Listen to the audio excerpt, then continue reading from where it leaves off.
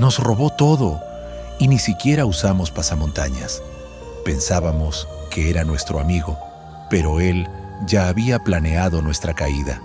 Desde el primer día, me llamo Esteban Ríos. Tengo 35 años y nací en Medellín, Colombia. Desde joven tuve una obsesión: crear algo mío, dejar huella. Nunca quise ser empleado de nadie. Siempre soñé con tener mi propia empresa. Y después de años de esfuerzo, lo logré. Fundé Syntex, una startup de soluciones de software, junto con mi mejor amigo Iván. Lo conocía desde los 12 años. Compartimos sueños, fracasos, hasta el mismo cuarto en la universidad. Nadie creería que íbamos a llegar tan lejos, pero nosotros sí lo sabíamos. Lo dábamos todo. Al principio no teníamos nada. Un par de laptops viejas, ideas y mucho café. Pero sabíamos que, si no nos rendíamos, algo grande iba a salir. Y así fue. Después de 2 años de desarrollo, lanzamos un producto revolucionario para la gestión de datos empresariales. Las cosas comenzaron a moverse.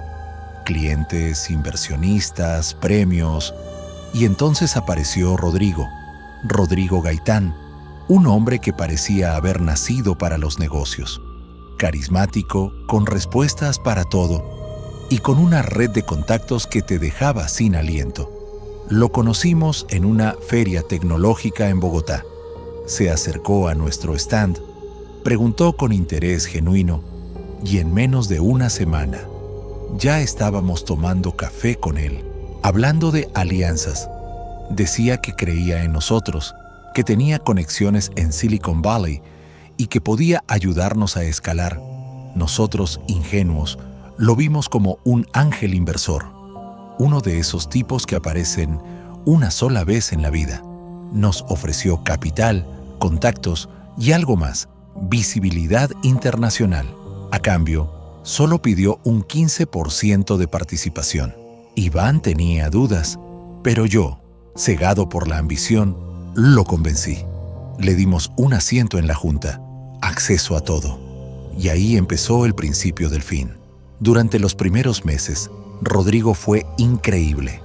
Nos conectó con nuevos clientes, mejoró el branding, incluso reorganizó procesos internos. Parecía un milagro, pero poco a poco empezó a tomar decisiones sin consultarnos. Cambiaba estrategias, movía fechas, contrataba gente sin avisar. Cuando le reclamamos, decía que era por el bien del crecimiento. Iván y yo empezamos a discutir. Nos alejamos y Rodrigo solo observaba. Una noche estaba en la oficina terminando un informe cuando recibí un correo extraño.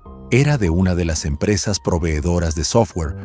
Decían que Syntex había incumplido pagos desde hacía 2 meses. Me sorprendí. Yo había firmado todos los pagos. Fui a revisar las cuentas y algo no cuadraba. Había movimientos que yo no había autorizado. Grandes cantidades transferidas a una cuenta desconocida. Empecé a tirar del hilo y encontré algo aterrador. Rodrigo había creado una empresa espejo, un clon de Syntex, y estaba desviando contratos, clientes y dinero hacia ella, todo con documentos firmados digitalmente, con nuestras firmas. Al parecer, había duplicado nuestros accesos, falsificado correos y poco a poco nos estaba desangrando. Intenté hablar con Iván, pero ya era tarde. Rodrigo había sembrado tanto veneno entre nosotros que apenas podíamos mirarnos a la cara. Él pensaba que yo lo había traicionado y yo creía que él estaba detrás del robo. Eso era lo que Rodrigo quería. Nos destruyó desde adentro y cuando ya estábamos quebrados, apareció con una oferta para salvar la empresa, comprarnos nuestras acciones a precio de chatarra. Ahí lo entendí todo. Esto no fue un accidente. Fue un plan, frío, perfecto y calculado desde el primer día. Y lo peor es que yo mismo lo dejé entrar. No dije nada, no lloré, no grité, no me rendí. Solo sonreí y comencé a trazar mi venganza.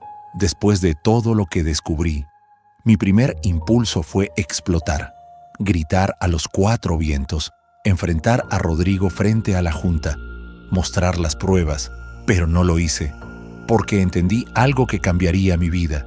Si alguien puede construir una trampa perfecta, entonces se merece una caída aún más perfecta. Guardé silencio. No le dije nada a Iván, ni a los empleados, ni siquiera a mi familia. Solo una persona sabía lo que estaba pasando.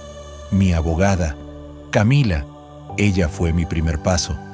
Experta en derecho corporativo, discreta y con un olfato para detectar fraudes como si tuviera un radar en la piel. Esto es más común de lo que crees, me dijo, pero pocos tienen la paciencia para destruir al enemigo desde dentro. Así que empecé a jugar el mismo juego que Rodrigo. Fui amable con él, incluso más cercano. Le pedí consejos, lo incluí en decisiones, le hice creer que confiaba plenamente en él. Cada palabra que decía, cada gesto de complicidad, era parte del disfraz. Mientras tanto, Camila y yo recopilábamos pruebas, contratos firmados con firmas falsificadas, transferencias sospechosas, comunicaciones manipuladas, incluso correos que él pensaba que había borrado, los recuperamos. Me volví actor. En reuniones, reía con Rodrigo. En eventos, hablaba maravillas de él. Pero por dentro, contaba los días. La oportunidad llegó 2 meses después. Rodrigo, confiado, organizó un viaje de negocios a Ciudad de México. Iba a reunirse con posibles inversionistas, usando nuestra empresa como fachada, pero en realidad vendiendo su clon bajo nuestro nombre. Lo dejé ir. Y mientras él cruzaba fronteras, yo ejecuté el primer golpe. Convocamos una junta extraordinaria bajo una cláusula que él mismo había aprobado meses atrás. Invitamos a los otros accionistas, incluidos 2 que aún creían en mí. Camila presentó un informe detallado de todas las irregularidades. No había forma de negarlo. La evidencia era tan clara que hasta su sombra habría renunciado por vergüenza. Pero eso no fue todo. También contraté a un perito forense digital que reconstruyó toda la ruta del dinero robado. Cada paso, cada desvío, todo apuntaba a Rodrigo. La junta votó. Por unanimidad, suspensión inmediata. En ese momento, Rodrigo aún no lo sabía. Estaba en su hotel, brindando con su nuevo equipo, hablando de millones y de futuro. No imaginaba que ya no tenía acceso a los servidores, que su clon había sido desmantelado digitalmente y que sus cuentas estaban bajo auditoría judicial. Yo estaba en el aeropuerto, esperando. Cuando bajó del avión, me vio. Le sonreí. ¿Todo bien, socio?, preguntó confiado. Le devolví la sonrisa. Perfecto. ¿Tienes unos minutos para hablar? Lo llevé a una sala privada del aeropuerto. Le mostré el informe. Le conté todo. Cómo había descubierto su plan, cómo había recolectado pruebas, cómo había ejecutado el contraataque, mientras él jugaba a ser el lobo. Su rostro cambió, del cinismo al miedo, del orgullo al sudor. Intentó negociar. Me ofreció venderme su parte, reparar el daño, empezar de nuevo, pero ya era tarde. Esto no es una negociación, Rodrigo, es una ejecución. Llamé a seguridad del aeropuerto. Junto con ellos, llegaron 2 oficiales. Tenían una orden. Camila había trabajado rápido. Rodrigo fue arrestado, no solo por fraude empresarial, sino por usurpación de identidad, falsificación de documentos y evasión fiscal internacional. La prensa no tardó. Empresario exitoso detenido en operativo sorpresa. Su rostro en todos los canales. Su caída fue tan rápida como su ascenso. Y yo volví a casa. Sintex estaba dañada, pero viva. Iván y yo hablamos, por fin. Le conté todo. Lloró. Me pidió perdón. Nos abrazamos como hermanos. Pero yo ya no era el mismo. Había entendido que, en los negocios, el mayor poder no es tener dinero, sino saber cuándo callar, cuándo fingir y cuándo atacar. Ganarle a Rodrigo no fue solo una victoria legal, fue una transformación. Después de su arresto, durante semanas no pude dormir bien, no por culpa, sino por la adrenalina, por la sensación de haber mirado al abismo y no haber retrocedido. Syntex seguía en pie, pero malherida. El daño reputacional era profundo. Algunos clientes se retiraron, otros exigieron auditorías, pero yo ya no era el mismo hombre ingenuo de antes. Había aprendido a oler el veneno, incluso cuando venía en una copa de vino caro. Comencé desde abajo, cancelé proyectos innecesarios, reduje sueldos, incluyendo el mío. Me senté con cada departamento, uno por uno, escuchando. Me gané de nuevo su confianza, no con discursos, sino con presencia. Iván volvió a ser mi socio, pero con límites. Esta vez, todo quedó por escrito, transparente, sin lugar a dobles intenciones. Nuestra amistad seguía, pero el negocio, ahora tenía reglas claras. Pensé que eso era todo, que lo peor había pasado. Me equivoqué. Un mes después, Camila me envió un mensaje en la madrugada. Necesitamos hablar. Es urgente. Me reuní con ella al amanecer. Tenía ojeras y en sus manos un expediente. Hay alguien más, una figura en la sombra. Rodrigo no actuaba solo. Me quedé en silencio. Camila abrió el expediente. Había movimientos financieros que no cuadraban, pero no eran de Rodrigo, eran antiguos, desde mucho antes que él entrara. Contratos fantasmas, sociedades en Panamá, una red mucho más grande. Alguien dentro de la junta lleva años vaciando la empresa poco a poco. Rodrigo fue solo una distracción. Sentí que el suelo se abría bajo mis pies.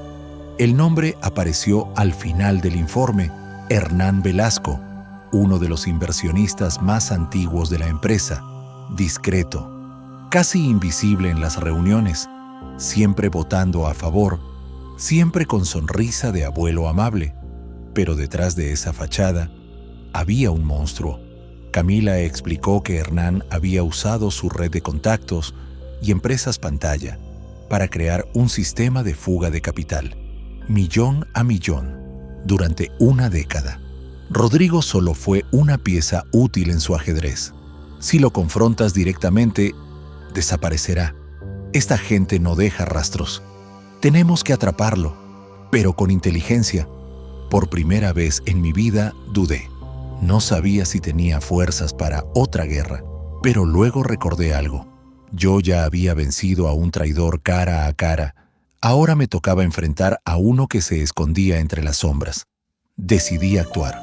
Comencé a asistir a cada junta con una nueva actitud. Más frío, más estratégico. Hernán no sospechaba nada. Me veía como al joven que apenas entendía el juego. Me ofrecía consejos, incluso contactos, para expandirnos al exterior. Acepté. Jugué su juego. Lo invité a cenas, a reuniones privadas.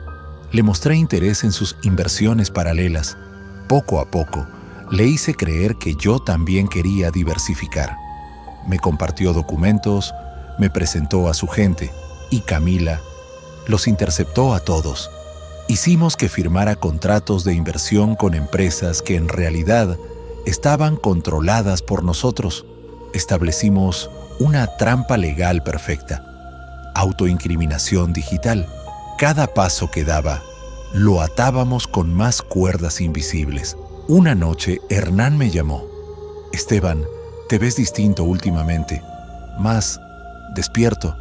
La oscuridad tiene eso. Uno aprende a ver en ella, le respondí. Colgó sin decir más. Sabía que algo no andaba bien, pero ya era tarde. En la siguiente junta, presenté los resultados del trimestre. Había pérdidas, pero también una explicación detallada. Auditoría externa, con pruebas irrefutables de desvío de fondos y nombres. Hernán intentó interrumpirme. Se puso de pie, su voz temblaba. Esto es una calumnia, una venganza personal. ¿Personal? Puede ser, pero también es justicia. Camila entregó las pruebas a los accionistas. Había grabaciones, contratos, correos y una declaración notariada de uno de sus testaferros. La Junta votó, y esta vez la caída fue silenciosa, pero definitiva. Hernán salió de la sala escoltado, no por la policía aún, pero sabía que lo siguiente sería inevitable. Y yo me senté, respiré, por primera vez en meses, en paz, pero en mi cabeza una nueva pregunta empezaba a formarse. ¿Cuánto de mí había cambiado en esta guerra? ¿Dónde quedaba el Esteban que solo quería crear algo bueno? ¿Y en qué momento me volví tan peligroso como aquellos a los que enfrenté?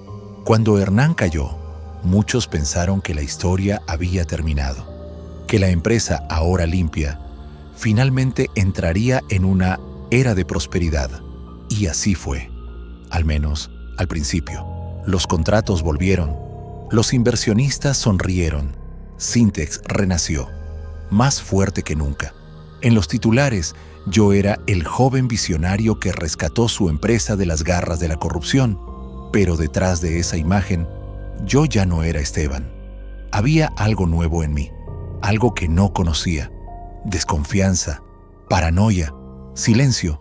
Antes hablaba con todos, hoy observaba, antes delegaba, ahora revisaba cada número. Me volví una sombra entre las paredes de cristal de mi oficina. Camila lo notó.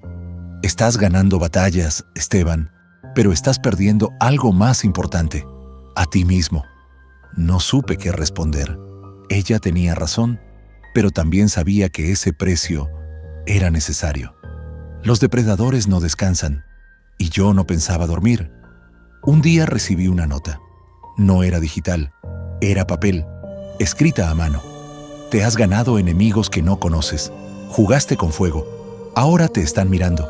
No tenía firma, no había huellas, pero sí algo peor, ¿verdad? Días después, uno de nuestros servidores principales fue atacado. Un ataque quirúrgico. No buscaban destruir, buscaban espiar. Nuestros proyectos más sensibles, filtrados, las licencias de biotecnología, los contactos en Asia, las alianzas futuras, todo estaba en riesgo. ¿Rodrigo? ¿Hernán? Pregunté a Camila. Number, esto es otra liga. Esto huele a algo más grande. Empezamos a investigar. A través de una consultora suiza, descubrimos que el ataque venía desde una red de empresas con sede en Luxemburgo, pero controladas desde Colombia. Un nombre apareció una y otra vez: Eduardo Santoro. No era un desconocido, era una leyenda, un magnate tecnológico, dueño de medio ecosistema digital latinoamericano. Inaccesible, peligroso y, según nuestros contactos, interesado en absorber Sintex como parte de su nueva red de control biotecnológico. Ahí entendí algo. Cuando destruyes a los tiburones pequeños, llamas la atención de los grandes. Eduardo no usaba abogados corruptos ni directores de junta. Usaba poder, influencia, hackers, gobiernos y, sobre todo, silencio. Nada podía ser probado, pero todos sabían quién movía los hilos. Camila me miró una noche y dijo: podemos vender, a buen precio, irnos, empezar de cero en otro lado. La miré. Estaba cansada. Nosotros dos habíamos vivido más guerras que años. No voy a correr, no otra vez. Ella suspiró y con una media sonrisa me respondió: entonces prepárate, Esteban, porque lo que viene no se gana con inteligencia, se gana con alma. Cuando llegó el momento decisivo, supe que todo había cambiado para siempre. Eduardo Santoro no era un enemigo común, ni un rival cualquiera. Era un monstruo invisible que movía las piezas del tablero desde las sombras, un titán del poder con influencia que se extendía más allá de lo imaginable. Durante meses habíamos jugado en un campo minado. Cada paso podía ser el último, pero esta vez estaba decidido a no ser su peón. La caída de Hernán fue solo el principio. Ahora enfrentábamos a un enemigo mucho más grande y sofisticado, capaz de infiltrar nuestras defensas con una precisión quirúrgica, capaz de manipular gobiernos y mercados con una sola llamada telefónica. Sabía que si no actuaba con inteligencia y determinación, Syntex terminaría como una más de sus piezas sacrificables. Pasaron semanas de intensa preparación. Reuní a mi equipo más confiable, aquellas pocas personas en las que podía depositar mi confianza ciega. Camila fue fundamental en todo esto. Su visión y calma en medio del caos fueron mi ancla. Trabajamos sin descanso, analizando cada dato, revisando cada movimiento, rastreando cada sombra en la red. Nos adentramos en un juego peligroso donde cada error podía significar la derrota definitiva. Durante ese tiempo, mi vida personal quedó en segundo plano. Las noches se volvieron largas y solitarias. Las paredes de mi oficina parecían cerrarse a mi alrededor y la paranoia se convirtió en una compañera constante. Camila me observaba, a veces con preocupación, otras con admiración silenciosa. Sabía que no era solo la empresa la que estaba en juego, sino mi propia alma. Entre reuniones secretas, llamadas cifradas y análisis interminables, encontramos la primera grieta en la armadura de Eduardo, documentos filtrados, pruebas irrefutables de espionaje industrial, sobornos y manipulación de datos que vinculaban a su red con varios ataques contra Syntex. Era una red extensa, poderosa, pero no invencible. Decidimos entonces jugar su juego, pero con nuestras propias reglas. En lugar de escondernos, decidimos exponerlos. Reunimos toda la evidencia que pudimos y contactamos a las autoridades internacionales, periodistas de investigación y expertos en ciberseguridad. La verdad, esa arma que tanto temen los poderosos se convirtió en nuestra mejor defensa. Recuerdo el día que salió la primera noticia. Red Internacional de Espionaje Industrial desmantelada, implicado magnate latinoamericano. Eduardo Santoro era señalado sin que pudiera hacer mucho para detenerlo.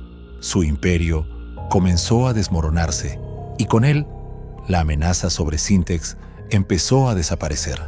A pesar de la victoria, la sensación no fue de alivio total. Sabía que en nuestro mundo, la paz es solo una pausa antes de la próxima tormenta. La lucha había cambiado. Los tiburones más grandes nos habían visto y ahora nos observaban con más atención que nunca. Camila y yo nos miramos esa noche en la oficina, cansados pero victoriosos. No fue solo inteligencia lo que nos salvó, fue el alma que pusimos en esta batalla. Le dije con una sonrisa cansada. Ella respondió con una media sonrisa y un suspiro. Sabes que esto no termina aquí, pero por ahora hemos ganado. Syntex estaba a salvo por ahora, pero yo, Esteban, había cambiado. Había dejado de ser el joven visionario ingenuo para convertirme en un guerrero que entendía que en los negocios, la traición y la lucha nunca terminan. La experiencia me había endurecido, pero también me había dado una nueva perspectiva. Para ganar, no basta con ser inteligente, hay que tener alma, coraje y la voluntad de enfrentar cualquier tormenta. Sabía que vendrían nuevas batallas, nuevos enemigos, y que tendría que estar listo para todo. Pero por primera vez en mucho tiempo, sentí que podía enfrentar lo que fuera, no solo por mí, sino por todos los que habían confiado en mí y en este sueño llamado Syntex. La historia no terminaba aquí, solo comenzaba un nuevo capítulo, uno donde la guerra por el poder sería aún más intensa, pero también donde la determinación y el espíritu serían nuestras armas más poderosas, y yo estaba preparado.